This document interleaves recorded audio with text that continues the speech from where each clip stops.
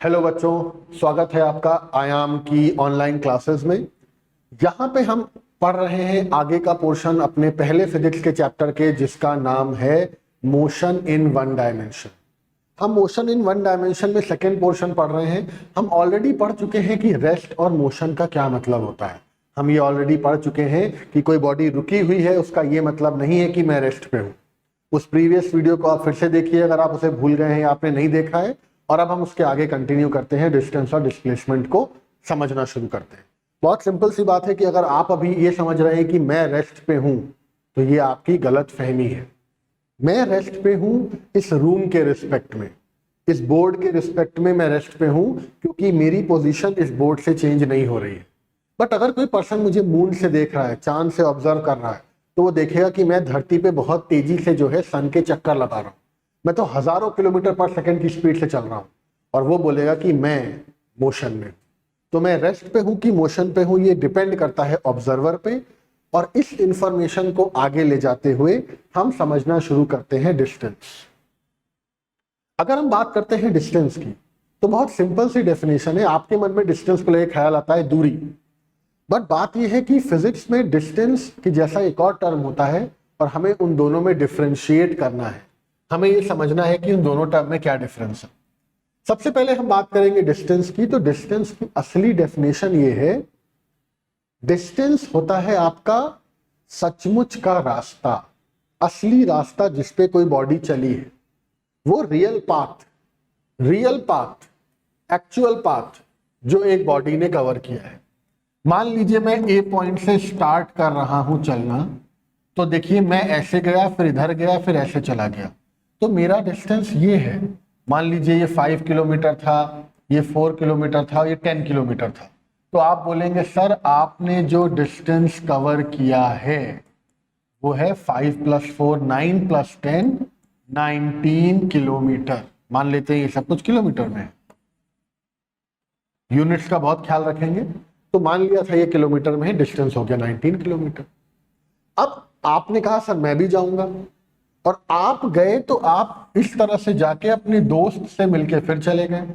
तो अब आपके लिए डिस्टेंस 19 किलोमीटर नहीं रहा, आपके लिए डिस्टेंस हो जाएगा जो आप चले हो 5 किलोमीटर प्लस ये 10 किलोमीटर प्लस यहां से यहां तक 11 किलोमीटर। यानी मैं तो सिर्फ 19 किलोमीटर चला था, पर आप चल रहे हो 15 + 11 यानी कि 26 किलोमीटर। ये आपका डिस्टेंस है। तो जब भी हम डिस्टेंस कैलकुलेट करते हैं, हमें ये बात समझनी है, वो सचमुच का रास्ता होता है जिस पर आप चले। बहुत इंपॉर्टेंट है, actual length of path covered by a moving particle. यानी एक पॉइंट ए और बी के बीच में डिस्टेंस बहुत सारे हो सकते हैं, पर रियल डिस्टेंस वही है जिस पे हम सचमुच में गए हैं। अगर मैं पॉइंट लूं, फॉर एग्जाम्पल आप अज्यूम करिए मैंने एक पॉइंट ए लिया और एक पॉइंट बी लिया। अब इसके बीच में ये भी रास्ता हो सकता है, ये भी हो सकता है, ये भी हो सकता है, ये भी हो सकता है। तो आप बोलेंगे डिस्टेंस क्या है? डिस्टेंस है वो सचमुच का रास्ता जिस पे मेरे कदम पड़े हैं। अगर मैं इस रास्ते से चल के गया तो आप इसको डिस्टेंस की तरह यूज करेंगे। अगर मैं इस रास्ते पे चल के गया तो आप इसको डिस्टेंस की तरह यूज करेंगे। अगर मैं इस रास्ते पे चल के गया तो आप उसको डिस्टेंस की तरह यूज करेंगे। एक स्केलर क्वांटिटी है। स्केलर क्वांटिटी मतलब ऐसी क्वांटिटी जिसमें डायरेक्शन का कोई रोल नहीं है। अगर कोई आपसे पूछे कि आपके घर से आपकी फेवरेट आइसक्रीम की शॉप कितनी दूर है, तो आप बोलते हो सर 5 किलोमीटर या 3 किलोमीटर। आप ये नहीं बोलते हो सर 5 किलोमीटर इस डायरेक्शन में 30 डिग्री जाके फिर मुड़ जाना है, नहीं। आप सिर्फ बताते हो दूरी, यानी कि आप डायरेक्शन का कोई भी रोल नहीं होता है। तो आपको ये समझना है, स्केलर क्वांटिटी वो क्वांटिटी होती है जिसमें कोई भी योगदान, कोई भी रोल नहीं होता है डायरेक्शन का। डिस्टेंस एक स्केलर क्वांटिटी है, डायरेक्शन का कोई रोल नहीं है। एसआई यूनिट क्या होगी? मीटर। हम जब भी दूरी को नापते हैं एसआई यूनिट में मीटर रखते हैं। डिस्टेंस हमेशा पॉजिटिव होता है। मैं यहां खड़ा हूं, मैं एक कदम इधर गया, +1 मीटर चला, वापस आ गया +2 मीटर हो गया, फिर गया +3 मीटर हो गया, फिर गया +4। तो मैं जितनी बार चलूंगा उतनी बार डिस्टेंस बढ़ता जाएगा, हमेशा पॉजिटिव होगा और वो कभी भी कम नहीं हो सकता। आप घर से आइसक्रीम की शॉप गए 5 किलोमीटर डिस्टेंस, आप लौट के आए तो 0 नहीं होगा, वो हो जाएगा 10 किलोमीटर का डिस्टेंस। तो आई होप डिस्टेंस के बारे में समझ गए हैं। ये बहुत बेसिक इंफॉर्मेशन लगती है बट ये इंपॉर्टेंट इसलिए है कि इसके जैसा मिलता जुलता एक और टर्म फिजिक्स में इंट्रोड्यूस हुआ है जिसको आप बोलते हो डिस्प्लेसमेंट, और ये कुछ अलग है। डिस्प्लेसमेंट वो असली रास्ता नहीं होता, डिस्प्लेसमेंट होता है सबसे छोटा रास्ता। ये बात आपको बहुत इंपॉर्टेंट है समझना। अगर मेरे पास एक बॉडी ए है और दूसरी बॉडी बी है और इनके बीच जाने के मेरे पास काफी सारे तरीके हैं, तो भी आपका डिस्टेंस हर बार अलग अलग होगा जिस पे आप चले हो। पर सपोज आपने कहा मैं इस रास्ते से जाऊंगा और मैं यहां पहुंच गया, पर डिस्प्लेसमेंट ये नहीं है। डिस्प्लेसमेंट है आपका सबसे छोटा रास्ता, यानी ए और बी के बीच का शॉर्टेस्ट। ये देखिए ऐसे, ये होता है डिस्प्लेसमेंट। आपको ये बात बहुत इंपॉर्टेंट है समझना कि डिस्प्लेसमेंट का मतलब होता है इनिशियल और फाइनल पोजीशन के बीच की दूरी, सबसे छोटा रास्ता किस डायरेक्शन में, फाइनल पोजीशन के डायरेक्शन में। ए से बी गए तो डिस्प्लेसमेंट का एरो उधर की तरफ होगा, बी से ए आओगे तो एरो इधर की तरफ होगी, यानी कि एरो का योगदान है, यानी कि डायरेक्शन का रोल है। और जब भी डायरेक्शन का रोल होता है किसी यूनिट में तो उसको कहते हैं वेक्टर क्वांटिटी। ऐसी क्वांटिटीज जिनमें डायरेक्शन बहुत इंपॉर्टेंट है। एक एग्जांपल लेते हैं, फोर्स, धक्का, ताकत जो लगाते हैं। मेरे ऊपर दो बच्चे एक ही डायरेक्शन में धक्का लगाए और वो दोनों बच्चे अलग अलग डायरेक्शन में धक्का लगाए, एक इधर से लगाए और एक इधर से लगाए, क्या रिजल्ट एक जैसा होगा? बिल्कुल नहीं। अगर मेरे ऊपर 100 न्यूटन की ताकत एक बच्चे ने इधर से लगाई और 100 न्यूटन की इधर से लगाई तो मैं तो हिलूंगा ही नहीं, दोनों ने कैंसिल कर दिया। पर अगर वही दोनों बच्चे एक तरफ खड़े होके मेरे ऊपर 100 न्यूटन का फोर्स लगाएंगे तो मैं 200 न्यूटन से दूसरी तरफ गिरूंगा। यानी कि फोर्स तो उतनी ही है पर डायरेक्शन का रोल है, इसीलिए वेक्टर क्वांटिटी फोर्स भी होती है। डिस्प्लेसमेंट में भी ये चीज हम समझ सकते हैं। अगर आप यहां पे खड़े हो और मैंने बोला कि डिस्प्लेसमेंट ए से बी की तरफ है 5 किलोमीटर, तो आप उधर जाओगे। मैंने बोला डिस्प्लेसमेंट बी से ए वाला है इधर की तरफ, आप इधर आ जाओगे। तो इसको फिजिक्स में कैसे दिखाएं? फिजिक्स में इसको डायरेक्शन को दिखाने के लिए हम यूज करते हैं प्लस और माइनस का साइन। अगर आप एक्स एक्सिस में खड़े हो, मैं बोलूं +5 किलोमीटर जाओ तो आप इधर जाके खड़े होगे, मैं बोलूं -5 किलोमीटर जाओ तो आप इधर जाके खड़े हो। यानी प्लस और माइनस का मतलब ज्यादा कम नहीं होता। डिस्प्लेसमेंट में -5 और +5 में ऐसा नहीं है कि +5 ज्यादा है। +5 का मतलब है एक्स एक्सिस पॉजिटिव के डायरेक्शन में, -5 का मतलब है एक्स एक्सिस निगेटिव के डायरेक्शन में। एक बार हमको ये चीज लगा समझ में आ गई तो हम देखिए यूनिट की बात करते हैं। डिस्प्लेसमेंट की यूनिट मीटर में ही होती है। अब डिस्टेंस में हमने पढ़ा था कि डिस्टेंस तो हमेशा पॉजिटिव होता है, बट डिस्प्लेसमेंट के बारे में देखिए बोल रहे हैं पॉजिटिव हो सकता है, निगेटिव हो सकता है, जीरो भी हो सकता है। बिल्कुल, मैं यहां खड़ा हूं और मैं देखिए इस डायरेक्शन में चला गया तो मेरा डिस्प्लेसमेंट निगेटिव, मैं आगे के डायरेक्शन में गया मेरा डिस्प्लेसमेंट पॉजिटिव।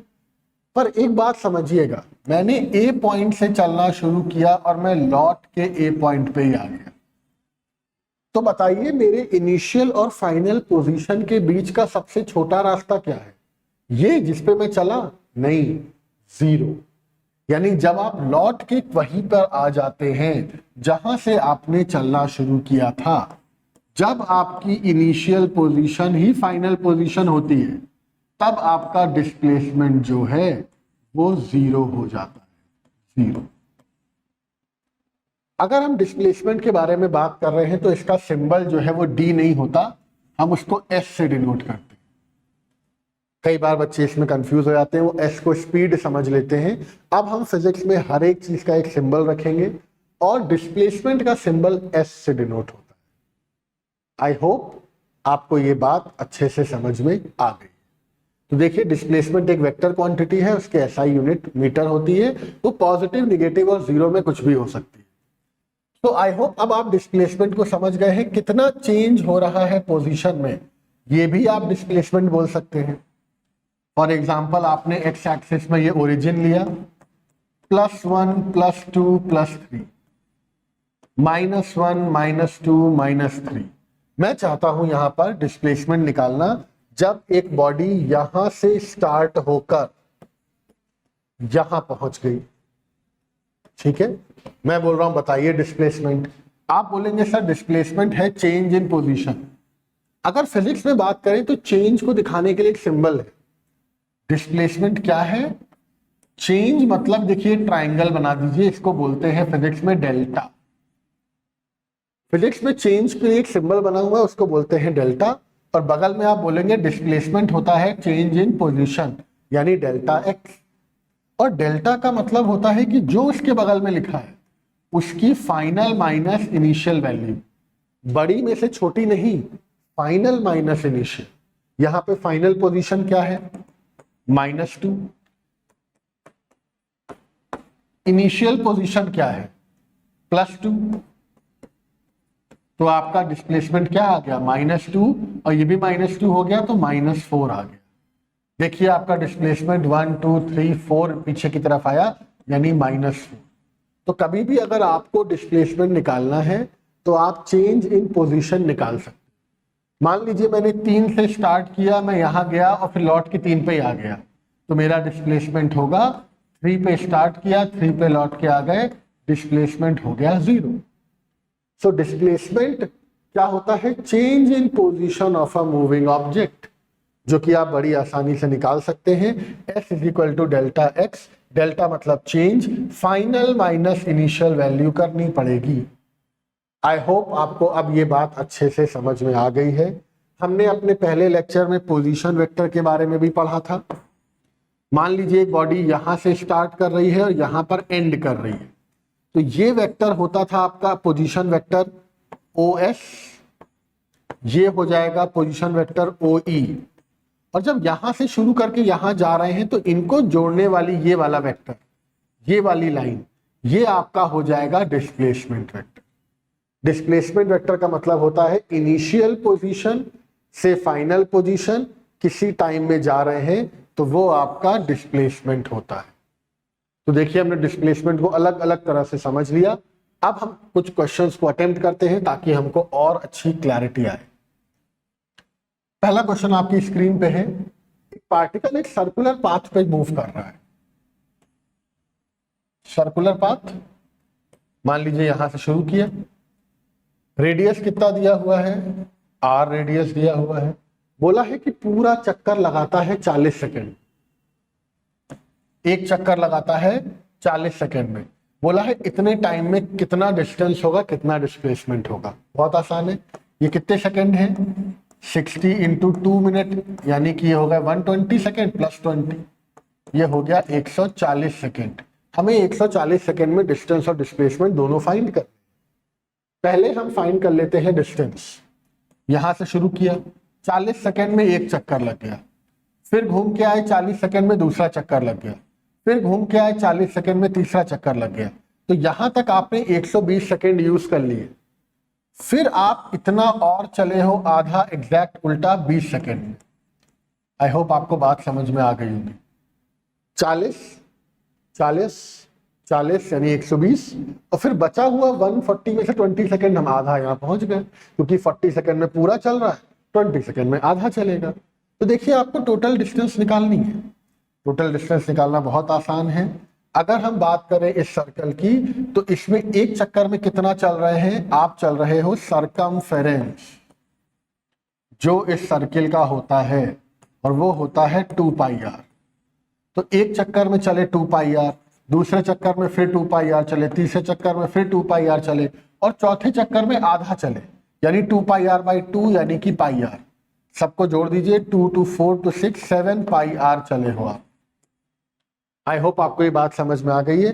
अगर पाई को आप 22/7 लिखना चाहते हो तो 7 इंटू 22/7 इंटू आर लिख सकते हो। आप 22 टाइम्स ऑफ रेडियस चले हो। पर डिस्प्लेसमेंट की कहानी डिफरेंट है। अगर डिस्प्लेसमेंट निकालना है तो वो तो होता है इनिशियल पोजीशन और फाइनल पोजीशन के बीच का सबसे छोटा रास्ता। और ये कितना हो जाएगा, यहां से यहां तक जब एक साइड रेडियस है तो ये 2 रेडियस यानी कि डायामीटर हो जाएगा।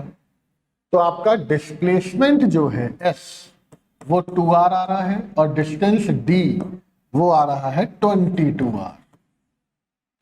आई होप आपको ये बात अच्छे से समझ में आ गई। Moving on to the next question. एक बहुत अच्छा क्वेश्चन है, ये स्टैंडर्ड क्वेश्चन है, इसको समझेंगे। रोड है, एक सर्कल ऐसे पहिया रखा हुआ है, रेडियस पहिए का r है। मान लीजिए उन्होंने ये बोला है कि ये ग्राउंड पे है और ये कांटेक्ट पॉइंट P है। हम सपोज कर लेते हैं यहाँ पे कील लगी हुई है पॉइंट P पे। वो बोल रहे हैं कि पहिए ने घूमना शुरू किया और बिना स्लिप करे वो आधा चक्कर लगाता है। आधा चक्कर पहिया घूमने का मतलब है कि पॉइंट P धीमे धीमे धीमे धीमे घूम के कहाँ आ जाएगा, ऊपर आ जाएगा। तो थोड़े आगे इसको लेते हैं और फिर से ये पहिया बनाते हैं। इस बार पॉइंट P यहाँ आ जाएगा, तो हमारा जो छोटी सी कील थी वो यहाँ आ जाएगी। क्या ये क्लियर है? आई होप आप इसको अच्छे से समझ पा रहे हैं। अब जब ये हो गया है तो हमें बोला गया है बताइए कितना डिस्प्लेसमेंट है पॉइंट P का। यहां से पॉइंट P यहां तक चला है तो कितना डिस्टेंस ट्रेवल किया है। एक बात को समझिएगा, अगर मुझे डिस्टेंस निकालना है कितना चला है पॉइंट, तो ये पॉइंट आधा सर्कल चला है यानी कि 2πr/2 चला है यानी कि πr। पर अब हम डिस्कस करते हैं डिस्प्लेसमेंट। ये बहुत इंपॉर्टेंट है। अब ये पहिया देखिए यहां से यहां तक गया यानी इतनी दूरी कितना चला वो भाई, वो रोल हो रहा है धीमे धीमे। तो ये वाला पॉइंट टॉप पे था, टॉप पॉइंट नीचे आ जाएगा। जो यहाँ पे ये पॉइंट T था ये घूम के नीचे आ गया, यानी ये जमीन जो है ये आप चले हो 2πr/2 यानी कि πr। आप यहां से यहां तक केवल πr डिस्टेंस चले हो, क्योंकि जैसे ये पॉइंट धीमे धीमे ऐसे घूम के आया तो आधा पूरा कर लिया, वही जमीन पे आधा चक्कर चला। तो ये हो गया आपका πr नीचे की तरफ। और देखिए ये यहां से यहां तक ये रेडियस था तो ये दूरी हो गई 2r। अब मैं ये क्यों निकाल रहा हूं πr और 2r, उसका एक रीजन है। डिस्प्लेसमेंट होता है आपके इनिशियल पोजीशन और फाइनल पोजीशन के बीच का सबसे छोटा रास्ता। देखिए ध्यान से, मेरे पास एक ट्रायंगल आ गया है जिसमें यहां पर 2r दिया है, यहां πr दिया है और यहां पे हमको निकालना है ये रिजल्ट। तो आप जानते हैं पाइथागोरस थ्योरम, ये जो डिस्प्लेसमेंट है s वो होगा अंडर रूट में π² r² प्लस 4r²। क्लियर है? आई होप आप ये बात अच्छे से समझ गए। क्योंकि ये पहिया आधा घूमा है तो इस तरह से घूम के जब यहाँ पे आएगा तो जमीन पे वो आधा चल चुका होगा। आप समझिए ना। देखिए यहाँ पे ये वाला पोर्शन में लाइनें खींच लेता हूं। जब ये घूमना शुरू हुआ तो ये लाइनें यहाँ पे ऐसे ऐसे बनना शुरू हुई और ये आ गया T पॉइंट या आखिरी में। तो कितना ये लाइनें बनी है, सिर्फ आधा पहिया यानी कि 2πr/2 यानी कि πr। तो यहां से यहां तक πr हो गया, ये दूरी 2r हो गई। इनिशियल और फाइनल पोजीशन के बीच का सबसे छोटा रास्ता सीधी लाइन होता है, वो लाइन हमने निकाल ली है। आई होप आप ये बात अच्छे से समझ गए। अगला क्वेश्चन देखते हैं। एक पार्टिकल सर्कल में मूव कर रहा है, एक सर्कल में पार्टिकल मूव कर रहा है, रेडियस आपको 20 दिया हुआ है, कहा है एक चक्कर लगते हैं 60 सेकेंड में। तो देखिए क्वेश्चन अभी हम कर चुके हैं कुछ ऐसा ही क्वेश्चन, इस बार वैल्यूज दे दी गई है, थोड़ा सा चेंज कर दिया गया है। अगर हम ए से चलना शुरू करते हैं तो 60 सेकंड में यहां आ जाएंगे। हमें चलाना है 150 यानी 60 + 60 120 + 30। सिंपल, यहां चलना शुरू करिए, एक चक्कर चलिए, 2 चक्कर चलिए और फिर आखिरी में यहां पहुंच जाइए बी पॉइंट पे। ये आपकी फाइनल पोजीशन हो गई, ये इनिशियल पोजीशन हो गई। और दोनों को इस तरह से जोड़ दिया, बोला है डिस्प्लेसमेंट। तो भाई डिस्प्लेसमेंट तो होता है सबसे छोटा रास्ता, यानी कि 20 और 20 आंसर आया 40। आई होप ये बात आपको अच्छे से क्लियर है। आई होप ये चीज अब आपको क्लियर हो गई है। अब आप डिस्टेंस और डिस्प्लेसमेंट को समझने लगे। अगला क्वेश्चन देखते हैं। एक आदमी 4 मीटर चल रहा है ईस्ट में, देखिए ईस्ट, वेस्ट, नॉर्थ, साउथ। क्या हो रहा है, एक आदमी चल रहा है, कितना चला, 4 मीटर चला है, 1 2 3 4। फिर कहां चला है, नॉर्थ में चला है 3, 1 2 3, यहां पहुंच। अब यहां पे चलने के बाद उसने क्या किया है, पोल पे चला है, 12 मीटर ऊंचे पोल पे। पोल ऐसा हो गया भाई, इसको अगर हम एक सरफेस पे रख लें तो पहले इधर गया, फिर ऐसे 4 मीटर ऐसे गया, 3 मीटर अंदर गया, फिर ऊपर चल गया 12 मीटर। आपसे बोला है बताइए कितना डिस्टेंस चला, कितना डिस्प्लेसमेंट। डिस्टेंस निकालना बहुत आसान है, पहले 4 इधर चला, 3 इधर चला और फिर चला है 12 मीटर। कितना हुआ, 12 15 19 मीटर चला है। पर अगर हम डिस्प्लेसमेंट की बात करें तो डिस्प्लेसमेंट तो सबसे छोटा रास्ता होता है। तो आप बहुत ध्यान से समझिएगा, ये 4 और 3 जो है ये ऐसे हुए और फिर वो ऊपर की तरफ चल रहा है 12। तो आपका रास्ता, मैं इसको ऐसे हल्का सा ऊपर बनाता हूं, देखिए ये 12 चल रहा है। तो आपका जो शॉर्टेस्ट पाथ है वो तो इनिशियल से सीधे 12 तक की दूरी होगी ना।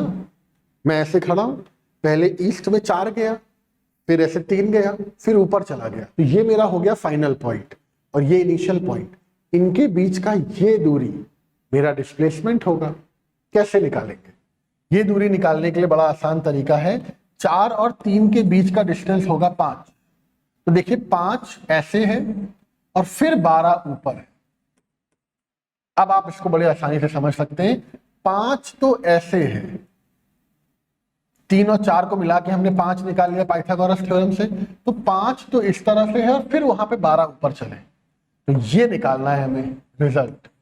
तो फिर से एक बन गया आपका ट्राइंगल पाइथागोरस वाला, ये 5 का स्क्वायर प्लस 12 का स्क्वायर यानी 144 प्लस 25, इसका अंडर रूट आपका रिजल्ट आएगा। यानी आपका रिजल्ट आ रहा है 169, जो कि 13 होता है। 13 मीटर आपका डिस्प्लेसमेंट है।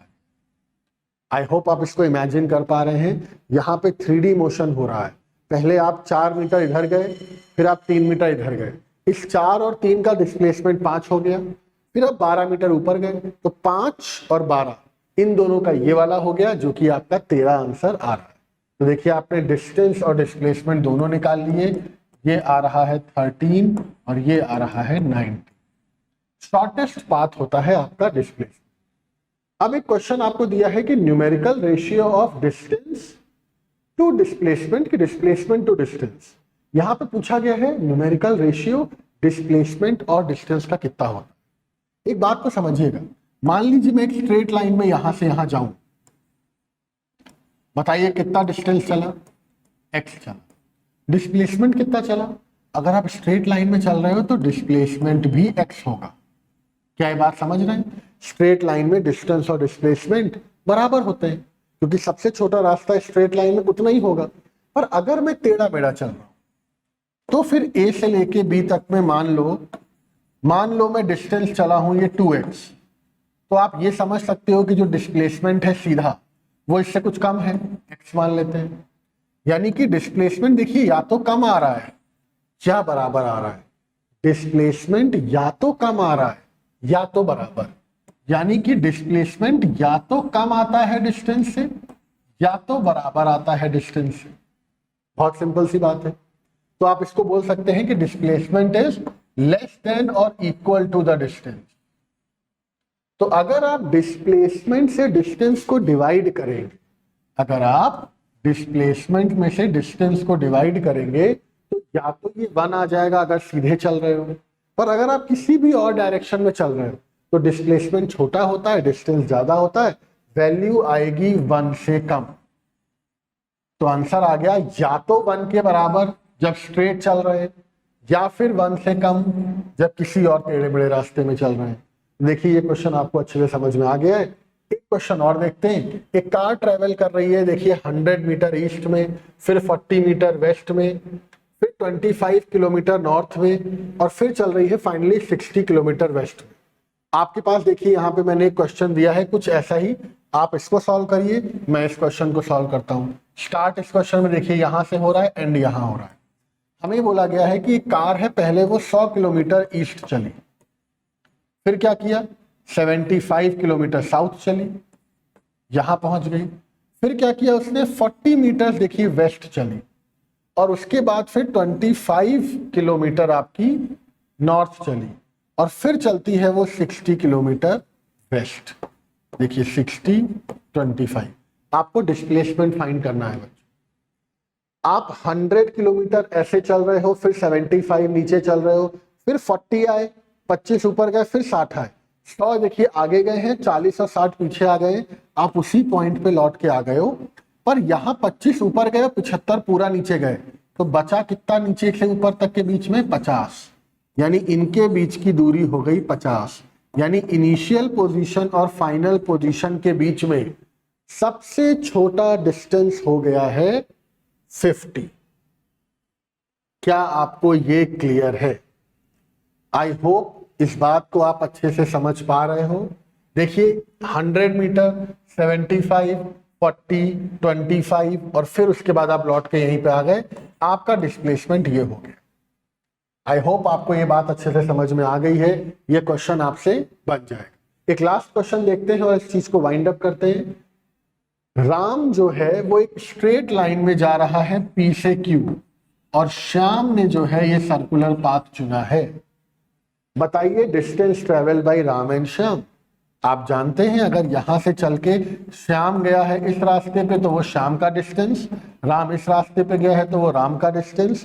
तो आपका श्याम चला है एक सर्कल का आधा यानी 2πr/2, और आपका राम चला है 2 टाइम्स रेडियस यानी कि डायामीटर। तो आपका यहाँ पर राम चला है 100, डिस्टेंस राम के थ्रू 100 होती है, डिस्टेंस आपके श्याम के थ्रू कितनी होगी, रेडियस कितना हो गया 50, तो वो चला है 2πr/2, पूरे का आधा यानी कि पाई इंटू आर यानी कि 50r, 50π। ये डिस्टेंस देखिए आपकी श्याम के वाली आ गई, और ये डिस्टेंस राम की आ गई। बट इंपॉर्टेंट बात ये नहीं है, इंपॉर्टेंट बात ये भी है कि अगर मैं बोलूं डिस्प्लेसमेंट बताइए राम का, डिस्प्लेसमेंट बताइए श्याम का, तो दोनों में डिस्प्लेसमेंट सबसे छोटा रास्ता हो जाएगा, जो हो जाएगा +100 मीटर, +100। आई होप आपको ये बात अच्छे से समझ में आ गई है। डिस्टेंस और डिस्प्लेसमेंट के बहुत सारे क्वेश्चंस हमने कर लिए हैं, आगे भी काफी सारे क्वेश्चंस पढ़ेंगे हम। Motion, rest, reference point, vector कैसे होते हैं वो ये समझ चुके हैं। आज हमने डिस्टेंस और डिस्प्लेसमेंट के बारे में डिटेल में पढ़ा। इसकी नेक्स्ट क्लास में हम पढ़ेंगे स्पीड और वेलोसिटी के बारे में, उनके क्वेश्चंस करेंगे और समझेंगे कि एवरेज स्पीड और इंस्टेंटेनियस स्पीड और average velocity and instantaneous velocity को कैसे निकाला जाता है। Thank you.